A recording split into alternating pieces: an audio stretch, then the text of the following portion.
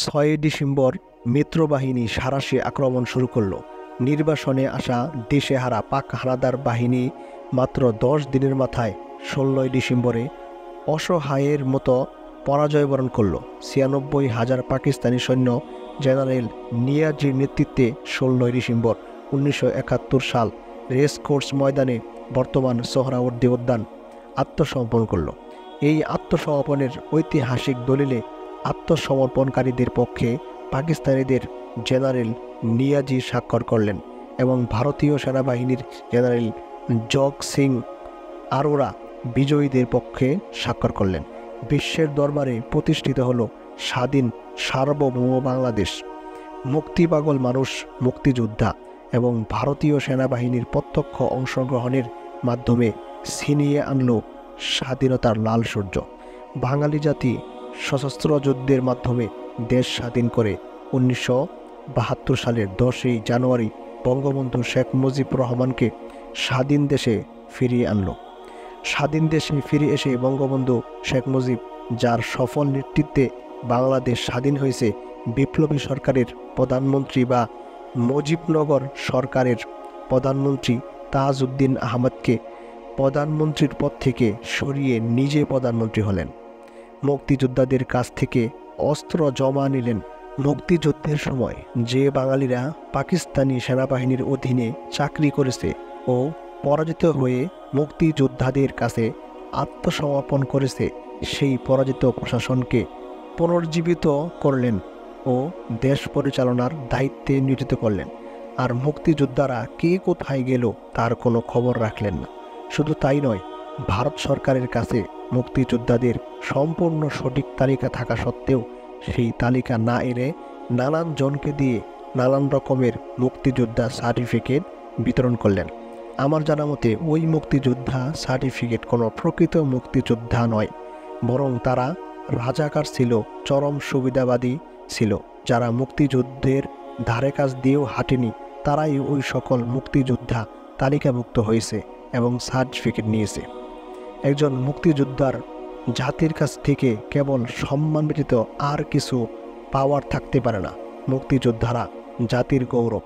ভারত সরকারের কাছ থেকে মুক্তিযোদ্ধাদের পূর্ণাঙ্গ তালিকা নিয়ে আসা সহজ পন্থায় গ্রহণ না করে কেন শেখ মুজিব নানান জনকে দিয়ে অনেক বিতর্কিত ব্যক্তিকেও এর মধ্যে নিয়েছেন?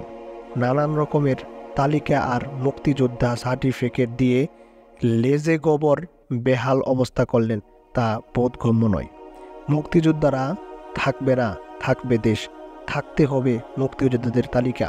কিন্তু শেখ মুজিব অতি সামান্য ও অতি সহজ কাজ ভারত থেকে মুক্তিযোদ্ধাদের প্রকৃত তালিকা নিয়ে আসতে কেন ব্যর্থ হলেন? এই ব্যর্থতার জন্য একজন মুক্তিযোদ্ধা হিসাবে বঙ্গবন্ধু শেখ মুজিবকে কখনোই ক্ষমা করব না। বঙ্গবন্ধু শেখ মুজিবুর রহমানের প্রতি জাতির ভালোবাসা, শ্রদ্ধা, সর্বোপরি বিশ্বাস আকাশ ছোঁয়া। তিনি সদ্য স্বাধীন বাংলাদেশের প্রধানমন্ত্রী। জাতির আশা ছিল মুক্তিযুদ্ধে অংশগ্রহণকারী রাজনৈতিক দলগুলো নিয়ে বঙ্গবন্ধু শেখ মুজিব একটি জাতীয় সরকার গঠন করবেন। কিন্তু বঙ্গবন্ধু শেখ মুজিবুর রহমান তা করলেন না। তিনি সরকার গঠন করলেন মুক্তিযুদ্ধের কঠিন ত্যাগের পরীক্ষায় পিছিয়ে পড়া দেশ ও জাতির প্রতি দায়িত্ব পালনে চরমভাবে ব্যর্থ সুবিধাভোগী আওয়ামী লীগের সেই সব ব্যক্তিদের নিয়ে। মুক্তিযুদ্ধের সফল নেতা তাজউদ্দিন আহমেদ সহ সকল মুক্তিযোদ্ধাদের দূরে ঠেলে বঙ্গবন্ধু শেখ মুজিবুর রহমান পরাজিত প্রশাসন ও লোকদের দিয়ে সশস্ত্র যুদ্ধের মাধ্যমে বিজয়ী একটি জাতি ও একটি দেশকে পরিচালনা করতে যেয়ে আসলে বিজয়ী জাতিকে পরাজয়ের গহ্বরে ঠেলে দিলেন। একজন জাতীয় নেতার জ্ঞান, গরিমা আর অভিজ্ঞতায় পূর্ণাঙ্গ সফল হতে যদি ১০০ মার্কের দরকার হয়, তবে বঙ্গবন্ধু শেখ মুজিবুর রহমানের ছিল ৫০ মার্ক। পাকিস্তানের ২৩-২৪ বছরে আন্দোলন আর সংগ্রামের মধ্য দিয়ে শেখ মুজিবুর রহমান ৫০ মার্ক অর্জন করেছিলেন। আর বাকি ৫০ মার্ক অর্জন হতো যদি বঙ্গবন্ধু শেখ মুজিব ৭১ এর মহান মুক্তিযুদ্ধের সময় পাকিস্তানের কাছে বন্দী না হয়ে মুক্তিযুদ্ধের নেতৃত্ব দিতেন। তাহলে তিনি প্রত্যক্ষভাবে বুঝতে পারতেন মুক্তিযুদ্ধের চেতনা কী, মুক্তিযুদ্ধের আদর্শ কী, মুক্তিযোদ্ধা কারা হয় এবং কিভাবে মুক্তিযোদ্ধা হয়। একটা জাতির জীবনে মুক্তিযুদ্ধ বারবার আসে না। জাতির জীবনে মুক্তিযুদ্ধ আসা বিরল ভাগ্যের ব্যাপার। একমাত্র মুক্তিযুদ্ধের মাধ্যমেই একটি জাতি দেহ মনে মাথা তুলে দাঁড়ায় এবং পুরনো ধ্যান ধারণা, পুরনো সকল ব্যবস্থা, সংকীর্ণ সকল চিন্তা ঝেড়ে ফেলে জাতি নতুন করে জন্ম নেয়। একমাত্র মুক্তিযুদ্ধের জীবনপণ কঠিন পরীক্ষার মাধ্যমেই দেশ ও জাতির সেবায় এগিয়ে আসে জাতির বীর সন্তানেরা। আর পিছনে পড়ে যায়, পালিয়ে যায় সুবিধাবাদী ভীরু কাপুরুষের দল। কেবল মুক্তিযুদ্ধের সময়ই পরিষ্কার চেনা যায় কারা সুবিধাভোগী ভীরু কাপুরুষ আর কারা ত্যাগী সাহসী পুরুষ। কিন্তু জাতির দুর্ভাগ্য বঙ্গবন্ধু শেখ মুজিবুর রহমান চিনলেন না, জানলেন না জাতির সাহসী ত্যাগী পুরুষদের। এখানেই বঙ্গবন্ধু শেখ মুজিবের 50 মার্ক ঘাটতি থেকে গেল। শুধু 50 মার্ক নিয়ে তিনি দেশ চালাতে গেলেন। পাকিস্তানিরা যুদ্ধে পরাজিত হলো, বন্দী হলো, কিন্তু তাদের পরাজিত তাবেদারি বাঙালি প্রশাসনটা রয়ে গেল। বঙ্গবন্ধু শেখ মুজিবুর রহমান এই পরাজিত পাকিস্তানি প্রশাসনটা শুধু অক্ষতই রাখলেন না, বরং বিজয়ী বাঙালি জাতির মাথার উপর পুনরায় চাপিয়ে দিলেন। তিনি দল ও প্রশাসনে মুক্তিযোদ্ধাদের তেমন স্থান দিলেন না। এক সময়ে যারা বঙ্গবন্ধু শেখ মুজিবের দলে ছিল, সমর্থক ছিল, তারা বিভক্ত হলো, জাতি বিভক্ত হলো, বাড়তে থাকলো নিরাশার সংখ্যা। হতাশা আর নিরাশার ভিতর দিয়ে সময় বয়ে যেতে থাকলো। এদেশের কৃষক, শ্রমিক, ছাত্র জনতা এবং সাধারণ মানুষ জীবনপণ করে যুদ্ধ করেছে। জীবনপণ করা সকল যোদ্ধাদের তথা গোটা জাতির শুধু একটি স্বপ্ন ছিল, একটি আশা ছিল, আর সে স্বপ্ন ও আশা হলো সুখে থাকার স্বপ্ন, সুখে থাকার আশা। সুখ বলতে যা বোঝায় তা হলো থাকার জন্য ঘর, ক্ষুধার জন্য অন্ন, রোগ শোকের জন্য চিকিৎসা ও শিক্ষার নিশ্চয়তাই হলো সুখে থাকা। আর এই সুখে থাকার জন্যই এদেশের মানুষ লড়াই করেছে, যুদ্ধ করেছে। অস্পষ্ট হলেও জনগণের আকাঙ্ক্ষা ছিল সমাজ বিপ্লবের। আমাদের স্বাধীনতা সংগ্রামে সমাজতান্ত্রিক উপাদান ছিল, মুক্তিযুদ্ধে সমাজতান্ত্রিকরাও ছিল, কিন্তু সমাজতান্ত্রীরা নেতৃত্ব দিয়ে জাতীয়তাবাদীদের উপর ওঠার আগেই আমাদের দেশ স্বাধীন হয়ে যায়। মুক্তিযুদ্ধ বিকাশ লাভ না করে অসমাপ্ত থেকে যায়, ফলে সামাজিক বিপ্লবও অসমাপ্ত থেকে যায়। স্বাধীনতার অর্থ হচ্ছে জনগণের মুক্তি। দেশ স্বাধীন হলো, কিন্তু জনগণ মুক্তি পেল না, জনগণের অর্থনৈতিক মুক্তি হলো না।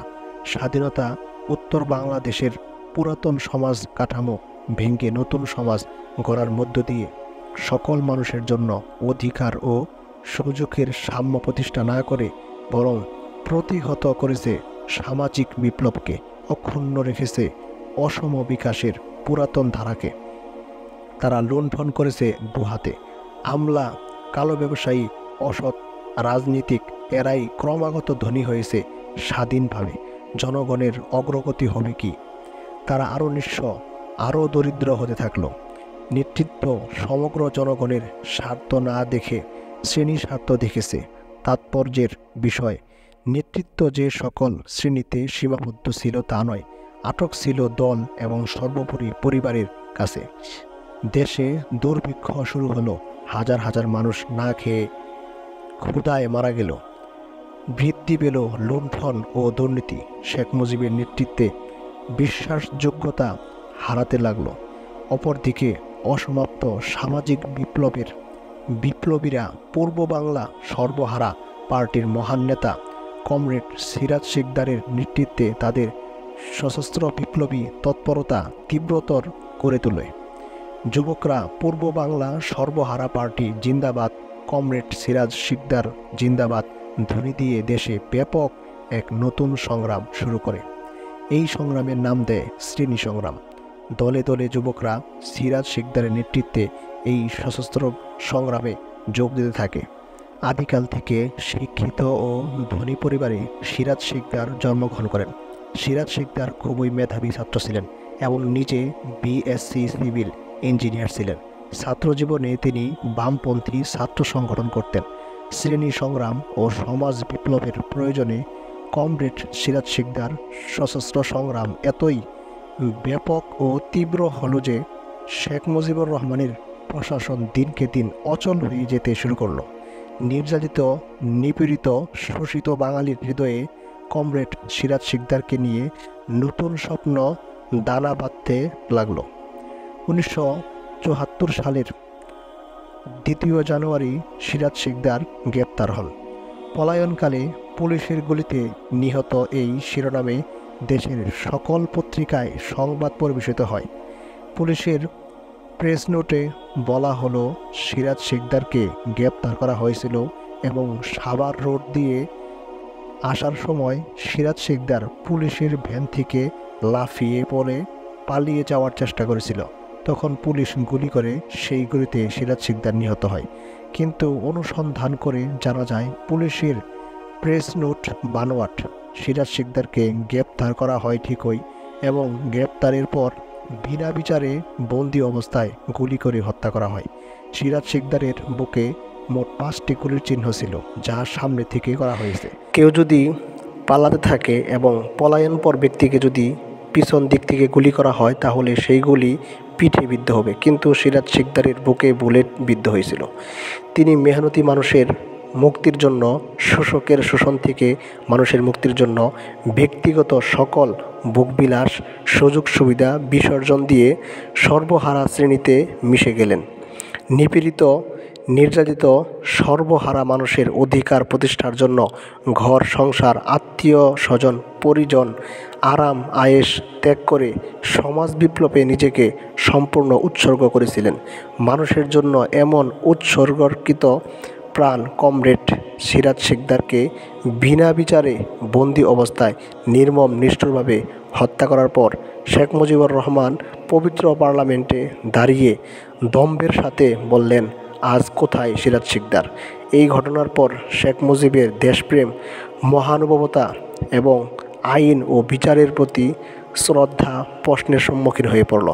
মানুষ ভাবতে লাগলো, শেখ মুজিব যদি একজন দেশপ্রেমিক হন, একজন বীর হন, একজন মহান নেতা হন, তাহলে কি করে আর একজন দেশপ্রেমিককে, আর একজন বীরকে, আর একজন সর্বসত্যত্যাগী মহান নেতাকে বিনা বিচারে বন্দিশালায় গুলি করে হত্যা করতে পারলেন? আবার এই জঘন্য অন্যায় ও কলঙ্কের কথা পবিত্র পার্লামেন্টে দম্ভের সাথে শেখ মুজিব কী করে বলতে পারলেন? 1975 সালে শেখ মুজিবুর রহমান প্রধানমন্ত্রী থেকে রাষ্ট্রপতি হলেন। দেশের সকল রাজনৈতিক দল নিষিদ্ধ ঘোষণা করলেন এবং প্রতিষ্ঠিত করলেন একদলীয় বাকশালী শাসন ব্যবস্থা। শেখ মুজিব বাকশাল ছাড়া কেউ অন্য কোনো দল করতে পারবে না। সরকার নিয়ন্ত্রিত 4টি সংবাদপত্র ছাড়া দেশের অন্য সকল সংবাদপত্র নিষিদ্ধ ঘোষণা করা হলো। জাতির বিভক্তি গেল না। আশা নিরাশার মিশ্র প্রতিক্রিয়া বইতে লাগলো। 1975 সালের 7ই জুন বহু মানুষ, বহু পেশাজীবী সংগঠন বঙ্গবন্ধু শেখ মুজিবুর রহমানকে বাকশাল করার জন্য প্রবল বর্ষণ উপেক্ষা করে অভিবাদন জানালো। সরকারি মালিকানায় নেওয়া দৈনিক ইত্তেফাক সহ 4টি পত্রিকা ছাড়া বাকি সকল সংবাদপত্র নিষিদ্ধ। শেখ মুজিবের নেওয়া নতুন একদলীয় রাজনৈতিক, অর্থনৈতিক, প্রশাসনিক ব্যবস্থা সম্পর্কে রাজনীতিবিদ, সাহিত্যিক, সাংবাদিক, সামরিক, বেসামরিক ব্যক্তিসহ দেশের সকল নাগরিকের কিছুই বলার সুযোগ থাকল না। সর্বত্র নিস্তব্ধতা। 15ই আগস্ট 1975 সাল। ফজরের আজানের পর কাক ডাকা ভোরে রেডিওতে মেজর ডালিমের কণ্ঠ। আমি মেজর ডালিম বলছি। স্বৈরাচারী শেখ মুজিবকে হত্যা করা হয়েছে। সেনাবাহিনী ক্ষমতা দখল করেছে। অনির্দিষ্টকালের জন্য কারফিউ ঘোষণা করা হয়েছে। এরপর দ্বিতীয়বার ঘোষণা করা হলো শেখ মুজিব ও তার স্বৈরাচারী সরকারকে উৎখাত করে খন্দকার মোশতাক আহমেদ নেতৃত্বে সামরিক বাহিনী ক্ষমতা দখল করেছে এবং কারফিউ জারি করা হয়েছে। সহকর্মী হিসাবে শেখ মুজিব যাদের দীর্ঘদিন কাছে এবং পাশে রেখেছেন, সেই সকল আওয়ামী লীগের নেতা নীরব এবং নিশ্চুপ থেকেছেন। ছাত্রলীগের সামান্য সংখ্যক তরুণ নেতৃস্থানীয় কর্মীরা আওয়ামী লীগের নেতাদের সাথে যোগাযোগ করলে তারা সবাই চুপচাপ থাকার অপেক্ষা করার এবং দেখার পরামর্শ ও নির্দেশ দেন। নেতাদের ইংরেজিতে একটা কমন ডায়লগ ছিল, যা কোনো কোনো ক্ষেত্রে নির্দেশ হিসাবেও মান্য হয়েছে। এই ডায়লগ বা নির্দেশটি হলো ওয়েট অ্যান্ড সি। ৭৫-এর ১৫ই আগস্ট শেখ মুজিব হত্যার পর আওয়ামী লীগ নেতাদের ওয়েট অ্যান্ড সি এর রাজনীতি শুরু হয়। ছাত্রনেতা কর্মীদের খুবই সামান্য একটা অংশ ওয়েট অ্যান্ড সি রাজনীতি প্রত্যাখ্যান করে অনুল্লেখযোগ্য কর্মতৎপরতা শুরু করে এবং এই তৎপরতা মূলত শুধু ঢাকা বিশ্ববিদ্যালয়েই সীমাবদ্ধ থাকে। এই কর্মতৎপরতায় অংশগ্রহণকারীদের মধ্যে উল্লেখযোগ্য ছিলেন বর্তমান কমিউনিস্ট পার্টির সিপিবি সাধারণ সম্পাদক মুজাহিদুল ইসলাম সেলিম। ১৫ই আগস্টে শেখ মুজিবুর রহমানকে হত্যার পর হত্যার সমর্থনে আনন্দ উল্লাস করে রাজপথে কোনো মিছিল হয়নি। আবার হত্যার বিপক্ষেও কোনো শোকসভা, শোক মিছিল এবং প্রতিবাদ মিছিলও হয়নি। বলা যায়, শেখ মুজিব হত্যাকাণ্ডের পিছনে প্রায় সকল সামরিক এবং বেসামরিক নেতৃত্ব সমর্থন জুগিয়েছিল। অন্তত একথা সহজেই বলা যায় যে সকলেই নীরবে এই হত্যা মেনে নিয়েছিল, কেবল ব্যতিক্রম কাদের সিদ্দিকী ছাড়া। মুক্তিযুদ্ধের কিংবদন্তি কাদের সিদ্দিকী শেখ মুজিব হত্যার প্রতিবাদে ৭১-এর মুক্তিযুদ্ধের ন্যায় আবারও সশস্ত্র যুদ্ধ শুরু করে। শেখ মুজিব হত্যাকাণ্ডের পর আওয়ামী লীগের নেতারা এবং শেখ মুজিবের মন্ত্রিসভার সদস্যরাই খন্দকার মোশতাক আহমেদ এর নেতৃত্বে মন্ত্রিসভা গঠন করে। খন্দকার মোশতাক আহমেদ শেখ মুজিবের স্থলাভিষিক্ত হন। খন্দকার মোশতাক আহমেদ ছিলেন শেখ মুজিবুর রহমানের মন্ত্রিসভার বাণিজ্যমন্ত্রী। বাণিজ্যমন্ত্রী খন্দকার মোশতাক আহমেদের রাষ্ট্রপতি হওয়ার সাংবিধানিক কোনো বৈধতা ছিল না। খন্দকার মোশতাকের রাষ্ট্রপতি হওয়া সাংবিধানিকভাবে সম্পূর্ণ অবৈধ ছিল। তবুও দেশের নতুন রাষ্ট্রপতি হন খন্দকার মোশতাক আহমেদ এবং খন্দকার মোশতাক আহমেদের নেতৃত্বে মন্ত্রিসভায় যোগদান করেন বর্তমানে শেখ হাসিনার মন্ত্রিসভার সদস্য আবুল হাসান চৌধুরীর পিতা সাবেক রাষ্ট্রপতি বিচারপতি আবু সাঈদ চৌধুরী। শেখ হাসিনার আওয়ামী লীগ সভাপতি মণ্ডলীর সদস্য এবং এমপি আব্দুল মান্নান সহ শেখ মুজিবের মন্ত্রিসভার অনেক মন্ত্রী।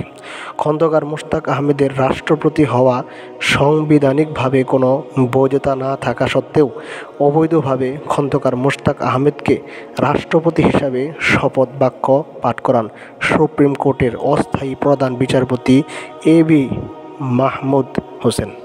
এছাড়াও মুক্তিযুদ্ধের বীর সেনানী বঙ্গবীর জেনারেল এম.এ.জি. উসমানী খন্দকার মোশতাকের সামরিক উপদেষ্টা হন। ১৫ই আগস্ট সকাল ৯টায় তৎকালীন সেনাবাহিনী প্রধান শেখ হাসিনার দলের বর্তমান এমপি মেজর জেনারেল শফিউল্লাহ সেনাবাহিনী প্রধান হিসাবে খন্দকার মোশতাক আহমেদের প্রতি আনুগত্য প্রকাশ করে রেডিওতে ভাষণ দেন। এরপর আনুগত্য প্রকাশ করে রেডিওতে ভাষণ দেন বিমান বাহিনী প্রধান শেখ হাসিনার বর্তমান বিতর্কিত এমপিএ খন্দকার নৌবাহিনী প্রধান অ্যাডমিরাল এম.এইচ. খান ও বিডিআর এবং পুলিশ প্রধানগণ। নতুন রাষ্ট্রপতি হিসাবে খন্দকার মোশতাক আহমেদ পার্লামেন্ট মেম্বারদের সভা ডাকেন। এই সভায় যোগদান করা থেকে বিরত থাকার জন্য ছাত্র জনতা নিহত সৈয়দ নুরুল ইসলাম নুরুর নেতৃত্বে ছাত্রলীগের হাতে গোনা কয়েকজন কর্মী জোর চেষ্টা ও তদবির চালালেও আওয়ামী লীগের প্রায় সকল এমপি উক্ত সভায় যোগদান করেন। অপরদিকে বিখ্যাত মুক্তিযোদ্ধা বঙ্গবীর আব্দুল কাদের সিদ্দিকী বীর উত্তম তার জনাব ৫০ সাথীসহ সীমান্ত এলাকায় অবস্থান নিয়ে খন্দকার মোশতাক আহমেদ এর সরকারের বিরুদ্ধে সশস্ত্র যুদ্ধ শুরু করলে ছাত্রনেতা সৈয়দ নুরুল ইসলাম নুরু তার কয়েকজন সঙ্গী নিয়ে বৃহত্তর ময়মনসিংহ এবং বৃহত্তম সিলেট জেলার সীমান্ত অঞ্চলে কাদের সিদ্দিকীর নেতৃত্বে গড়ে ওঠা সংগঠন জাতীয় মুক্তি বাহিনীতে যোগ দেন। ডাকসুর সাবেক ভিপি মোজাহিদুল ইসলাম সেলিম বর্তমানে কমিউনিস্ট সিপিবি পার্টির সাধারণ সম্পাদক।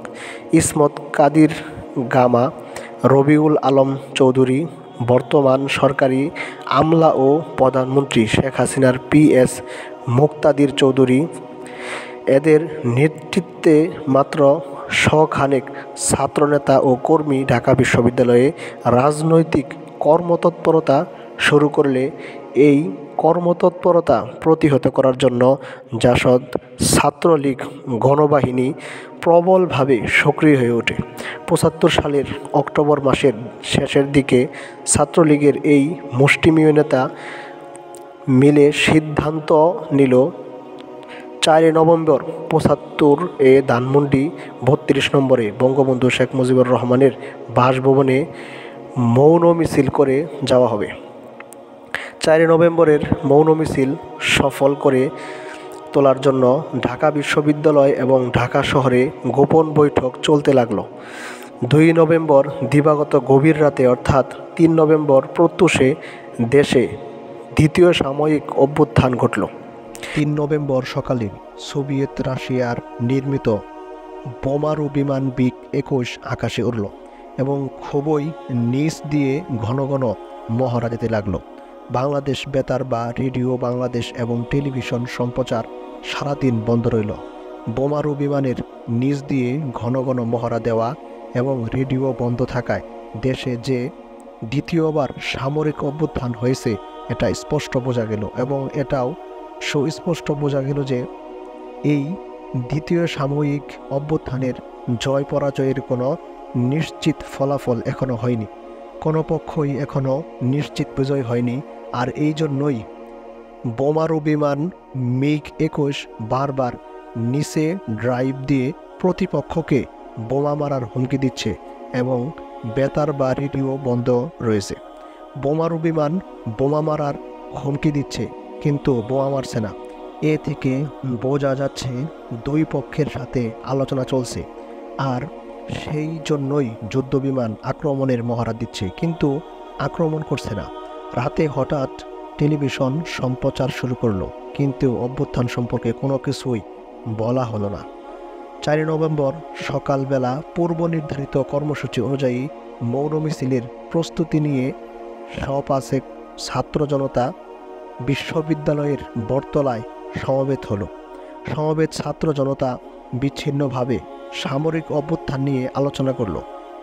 এদের অধিকাংশেরই ধারণা সেনাবাহিনীর নতুন প্রধান মুক্তিযুদ্ধের ঘোষণাকারী মেজর জেনারেল জিয়াউর রহমান অভ্যুত্থান করেছেন। মুক্তিযুদ্ধের ঘোষক হিসাবে সাধারণ মানুষের কাছে জেনারেল জিয়ার একটা পরিচিত ছিল এবং গ্রহণযোগ্যতা ছিল, তাই অনেকেই মনে করেছে জেনারেল জিয়াউর রহমানের নেতৃত্বেই সামরিক অভ্যুত্থান হয়েছে। অবশ্য কেউ কেউ বলল ব্রিগেডিয়ার খালেদ মোশাররফ অভ্যুত্থান করেছেন। অভ্যুত্থানের নেতৃত্ব কে দিয়েছে তা পুরোপুরি নিশ্চিত না হওয়া গেলেও একটা বিষয় নিশ্চিত হওয়া গিয়েছে যে 15ই আগস্টে অভ্যুত্থান করে শেখ মুজিবকে যারা হত্যা করেছে তারা এখন আর ক্ষমতায় নেই এবং তারা দেশ ত্যাগ করেছে। ইতিমধ্যে আরও কয়েকশো লোক সমাবেশে যোগ দিয়েছে। 700-800 লোক নিয়ে মৌন মিছিল শুরু হলো। মৌন মিছিল ধানমন্ডি 32 নং সড়কে বঙ্গবন্ধু শেখ মুজিবুর রহমান এর বাসভবন অভিমুখে যাত্রা করল। পলাশীর মোড়ে পুলিশ প্রথম বাধা দিল। পুলিশ বলছে মিছিল নিষিদ্ধ, আপনারা মিছিল করবেন না। কে মিছিল নিষিদ্ধ করেছে জিজ্ঞেস করলে পুলিশ কোনো উত্তর দিতে পারেনি। পুলিশ বলেছে আপনারা একটু অপেক্ষা করুন, আমরা ঊর্ধ্বতন কর্তৃপক্ষের কাছ থেকে জেনে নিই। কিন্তু মিছিল থামল না, মিছিল চলতে থাকলো। পুলিশও নাম কাওয়াস্তে হালকা পাতলা বাধা দিতে লাগলো, কিন্তু প্রকৃত অর্থে পুলিশ বাধা বলতে যা বোঝায় তা পুলিশ মোটেও দেয়নি। আসলে পুলিশও জানতো না কারা এখন দেশের ক্ষমতায় আছে, দেশে কি হচ্ছে, পুলিশের কি করণীয়। পুলিশ অনেকটা কিংকর্তব্য বিমূঢ় ছিল।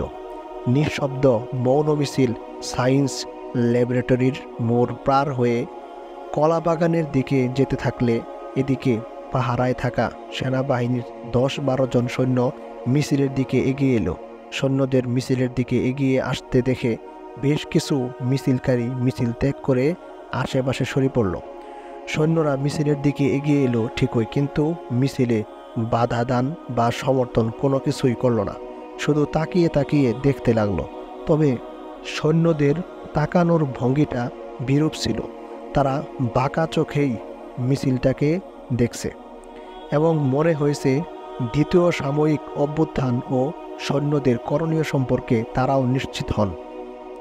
মিছিল কলাবাগান অতিক্রম করার সমগ্র ব্রিগেডিয়ার খালেদ মোশাররফ এর মা এবং ছোট ভাই রাশেদ মোশাররফ, বর্তমানে শেখ হাসিনার ভূমি প্রতিমন্ত্রী, মিছিলে অংশ নিলে ব্রিগেডিয়ার খালেদ মোশাররফ এর নেতৃত্বে অভ্যুত্থানের বিষয়ে বিস্তারিত জানা যায়। এখানেই জানা গেল নতুন সেনাবাহিনী প্রধান মেজর জেনারেল জিয়াউর রহমানকে ব্রিগেডিয়ার খালেদ মোশাররফ এর অনুগত বাহিনী বন্দী করেছে এবং অনতিবিলম্বে brigadier Khaled Mosharraf major general পদোন্নতি নিয়ে সেনাবাহিনী প্রধান হচ্ছেন। মিছিল ৩২ নং ধানমন্ডি বঙ্গবন্ধু ভবনের ঘেটে গিয়ে বিকেল ৩টায় বিশ্ববিদ্যালয়ের জমায়েত ও বিক্ষোভ মিছিলের কর্মসূচি দিয়ে শেষ হয়। দুপুর ১টার দিকে ধানমন্ডি ৩২ নম্বরে বঙ্গবন্ধু শেখ মুজিবুর রহমান এর ভবনের সামনে থেকে যে যার স্থানে ফিরে যায়। মাত্র আধা ঘন্টা সময়ের মধ্যে দুপুরের আহার শেষ করে পুরান ঢাকা থেকে আবার ঢাকা বিশ্ববিদ্যালয়ে রওনা হই। বিকেল ৩টার আগেই আমরা ডাকসুর ভবনের সামনে উপস্থিত হয়ে দেখি প্রায় হাজার খানেক ছাত্র জনতা ইতিমধ্যেই সমবেত হয়েছে। আনুষ্ঠানিকভাবে সমাবেশ শুরু হয়নি, কিন্তু বিক্ষিপ্তভাবে সবাই আলোচনা করছিল। এই আলোচনা মূল বিষয় ছিল জেলখানায় জাতীয় ৪ নেতা হত্যা। গতকাল ৩ নভেম্বর শেখ মুজিব হত্যাকারীরা জেলখানায় অভ্যন্তরে বন্দী অবস্থায় বাংলাদেশের প্রথম প্রধানমন্ত্রী, মুক্তিযুদ্ধের সকল নেতৃত্বদানকারী জনাব তাজউদ্দিন আহমেদ, প্রথম রাষ্ট্রপতি অস্থায়ী সৈয়দ নজরুল ইসলাম, প্রধানমন্ত্রী ক্যাপ্টেন অব মনসুর আলী এবং শিল্পমন্ত্রী কামরুজ্জামানকেও গুলি করে হত্যা করে এবং তারপর দেশত্যাগ করে। ডাকসুর সাবেক ভিপি, বর্তমান কমিউনিস্ট পার্টির সাধারণ সম্পাদক মুজাহিদুল ইসলাম সেলিম, ইসমত কাদির গামা সংক্ষিপ্ত ও বিক্ষিপ্ত বক্তৃতার পর মিছিল শুরু হলো। জেলখানায় জাতীয় ৪ নেতা ও হত্যার খবরে মিছিলের মানুষগুলো কেমন যেন বিমর্ষ হয়ে গেল। মিছিলটা পুরনো ঢাকার দিকে এগিয়ে যেতে লাগলো, কিন্তু মিছিলের গতি প্রকৃতিটা এমনই হলো যে এটা না হলো বিক্ষোভ মিছিল, না হলো মৌন মিছিল। মিছিলটা পুরাতন শহরের দিকে নাজিমউদ্দিন রোডের সেন্ট্রাল জেলের কেন্দ্রীয় কারাগার এর সামনে দিয়ে সন্ধ্যার দিকে ঢাকা বিশ্ববিদ্যালয়ের জহিরুল হক হলের মাঠে এসে শেষ হলো। এখানে মুজাহিদুল ইসলাম সেলিম আগামী ৫ই নভেম্বর শোকসভার কর্মসূচি ঘোষণা করে পাড়ায় মহল্লায় মিছিল ও পথসভা করার নির্দেশ দিলেন। এর আগে বিকেল ৩টার দিকে সোহরাওয়ার্দী উদ্যানের দক্ষিণ পশ্চিম কোণে ৩ নেতার মাজারের সামনে জাতীয় ৪ নেতাকে দাফন দেওয়ার জন্য কবর খোঁড়া হলো, কিন্তু শেষ পর্যন্ত পুলিশের বাধার জন্য জাতীয় ৪ নেতাকে এখানে কবর দেওয়া গেল না। আমরা ১০-১১ জন মিছিল করতে করতে পুরাতন শহরে আমাদের মহল্লায় ফিরে এলাম। তখন রাত ৮টা হবে। মহল্লায় এসে পরিচিত মাইকের দোকান থেকে মাইক এবং গ্যারেজ থেকে রিক্সা নিয়ে মাইক বেঁধে মিছিল এবং পথসভা করতে লাগলাম। পথসভা ও মিছিলে জাতীয় ৪ নেতা হত্যার প্রতিবাদে আগামীকাল শোকসভার ঘোষণা দিতে থাকলাম। পথসভা এবং মিছিলে জনতা তো অংশগ্রহণ করলই না, এমনকি আওয়ামী লীগের নেতাকর্মীরাও অংশগ্রহণ করল না। আমরা ১০-১১ জন ছাত্র জনতা কর্মীরাই পুরাতন ঢাকা শহরের যতটা এলাকা সম্ভব ওই সমস্ত এলাকাগুলো আমরা মিছিল এবং পথসভা করতে থাকলাম। রাত ১১টার দিকে শ্যামবাজার এলাকায় মিছিল নিয়ে এলে সূত্রাপুর থানার পুলিশ রাস্তার দুদিক থেকে ঘেরাও করে আমাদের বেধড়ক লাঠি পেটা করে রিক্সা এবং মাইক ছিনিয়ে নিয়ে যায়। পুলিশের এই হামলায় গুরুতর আহত হয়ে ছাত্র ইউনিয়ন নেতা বর্তমান সরকারি আমলা খন্দকার শওকত হোসেন জুলিয়াস এবং কবি নজরুল সরকারি কলেজের তুখোর ছাত্রনেতা সৎ ও প্রতিবাদী ব্যক্তিত্ব বিএনপি সরকার কর্তৃক মনোনীত ৭৯ নং ওয়ার্ড চেয়ারম্যান বর্তমান জাতীয়তাবাদী দল ৭৯ নং ওয়ার্ড সভাপতি জননেতা মোহাম্মদ ফরিদ উদ্দিন আমরা সবাই পালিয়ে গেলাম। রাতে কেউই বাসায় থাকলাম না, কিন্তু রিক্সাওয়ালা, রিক্সার মালিক, মাইকওয়ালা এরা সবাই আমার বাসায় এসে রিক্সা আর মাইক দাবি করে বসে রইল। পরের দিন সকালে টাকা পয়সা দিয়ে থানায় লোক পাঠানো হলো রিক্সা আর মাইক সারানোর জন্য, কিন্তু থানা পুলিশ কিছুতেই মাইক আর রিক্সা ছাড়ল না। ৩ নভেম্বর ব্রিগেডিয়ার খালেদ মোশাররফের নেতৃত্বে সংগঠিত দ্বিতীয় সামরিক অভ্যুত্থানে বঙ্গবন্ধু শেখ মুজিবুর রহমানের হত্যাকারীরা দেশ থেকে পালিয়ে গেলেও যার নেতৃত্বে শেখ মুজিবুর রহমানকে হত্যা করা হলো এবং যিনি সংবিধান বহির্ভূতভাবে অবৈধ পন্থায় দেশের রাষ্ট্রপতি হয়ে বসলেন, সেই খন্দকার মোশতাক আহমেদ ঠিকই রাষ্ট্রপতি পদে বহাল থাকলেন।